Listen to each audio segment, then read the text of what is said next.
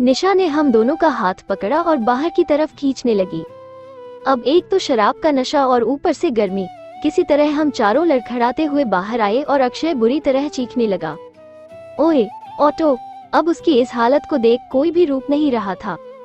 इधर निशा की उल्टी शुरू हो गई और वो एक नाली के पास झुकी उल्टी करने लगी।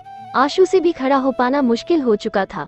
मैं लड़खड़ाते हुए अक्षय के पास आया और उसके इस तरह गाली देने से कोई ऑटो रुक नहीं रहा था तो मुझे उस पर गुस्से आ गया। मैंने उसकी गुद्दी पर एक चमाट मारी।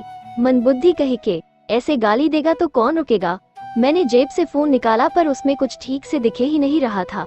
फिर भी जैसे तैसे उबर ऐप खोला। अब ये ऐप अपडेट मांग रही थी और मेरा गुस्सा और बढ़ता जा रहा था।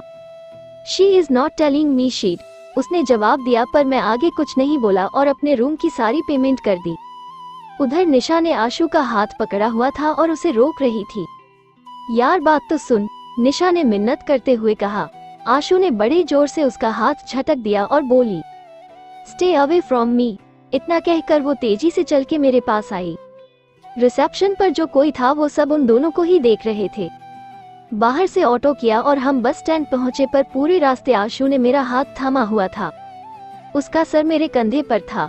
बस स्टैंड पहुंचकर पता चला कि अगली बस 1 घंटे बाद की है। अब भूख लगाई थी पर आशु बहुत बहुत उदास थी।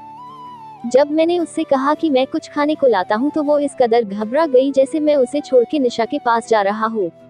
आशु मेरे सीने पर सर रख कर बैठी रही और मैं बस उसके सर पर हाथ फेरता रहा। बस आए और हम दोनों बैठ गए। आशु ने अपना फोन निकाला और निशा और अक्षय का नंबर ब्लॉक कर दिया। उसके साथ खींची हर फोटो को उसने डिलीट कर दिया। ऐसा करने से उसे ऐसा लग रहा था मानो कि उसने निशा को अपनी जिंदगी से निकाल फेंका है। बस आधे रास्ते पहुंची थी।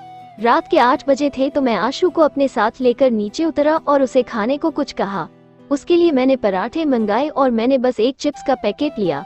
खाना खाकर हम वापस अपनी सीट पर बैठ गए। आशु ने अपना सर मेरे सीने पर रख दिया था और अपनी बाहें मेरी कमर के इर्द गिर्द कस ली थी। मैं, जान, क्यों परेशान हो आप? मैं आपके पास हूँ ना। आशु, आपको खो देने से डर लगता है। मैं, ऐसा कभी नहीं होगा। अब मुझे कैसे भी करके आशु की बेचैनी मिटानी थी। मैं, अच्छा एक बात तो बताओ, आप ये रिंग हमेशा पहने रहते हो? आशु, सिर्फ हॉस्टल के अंदर नहीं पहनती वरना आंटी जी पूछती। आशु ने बड़े बेमन से जवाब दिया। मैं, हाय जान, अच्छा एक बात बताओ। आशु, मैं, शादी कब करनी है? ये सुनते ही आशु की आंखें चमक उठी और वो मेरी तरफ आस भरी नजरों से देखने लगी। आशु, आप सच? मैंने आपको प्रपोज कर दिया और तो और हम दोनों बहुत क्लोज आ चुके हैं तो अब बस शादी करना ही रह गया है। आशु, खुश होते हुए मेरे फर्स्ट ईयर के पेपर हो जाएं फिर। मैंने आशु के माथे को चूम लिया और अब आशु की खुशियां लौट आई थी।